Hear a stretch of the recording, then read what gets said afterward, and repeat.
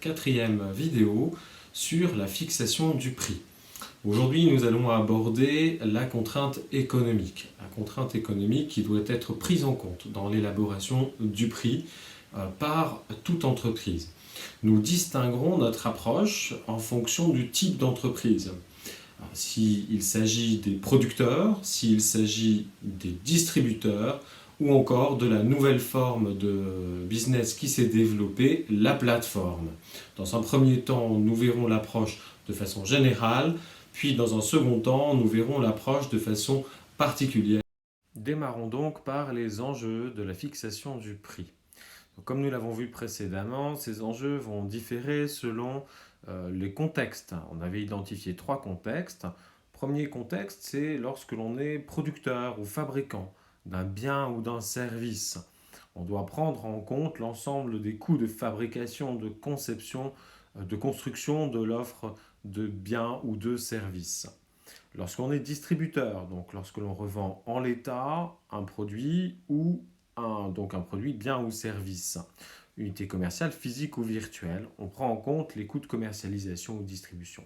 Lorsqu'on est une plateforme, on doit s'assurer de la rentabilité des coûts de mise en relation. Le prix de vente étant bien l'équivalent de ce qu'on appelle la commission dans une plateforme.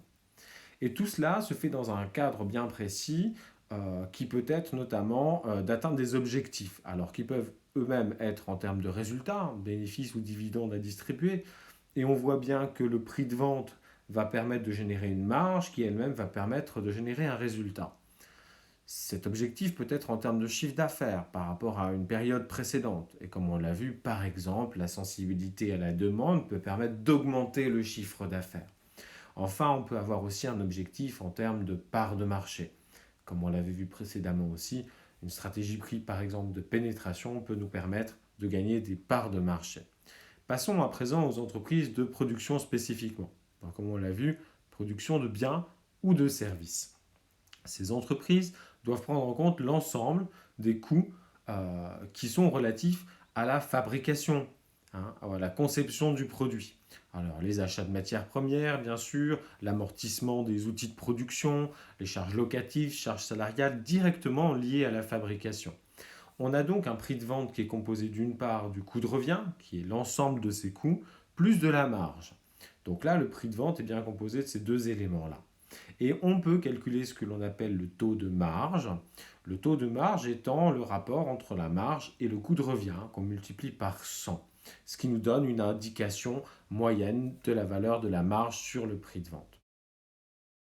Concernant les entreprises de distribution, donc la logique est légèrement différente. Bien entendu, il s'agit de la distribution de biens ou de services, on dit généralement produits, qui ne sont pas transformés, ils sont donc achetés et revendus en l'état.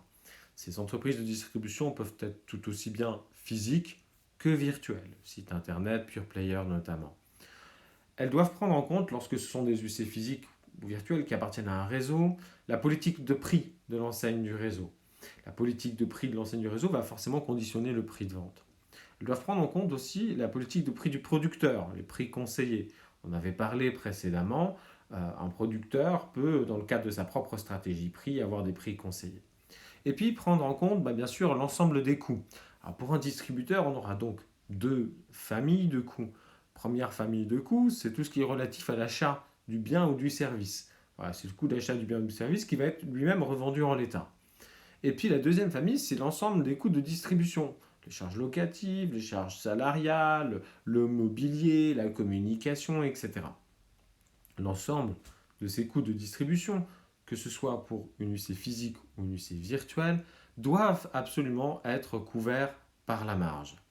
Et donc on a une logique qui est quand même légèrement différente, c'est-à-dire qu'on a l'achat du bien, d'une part, et ensuite on a la marge qui doit permettre de couvrir l'ensemble de ces coûts.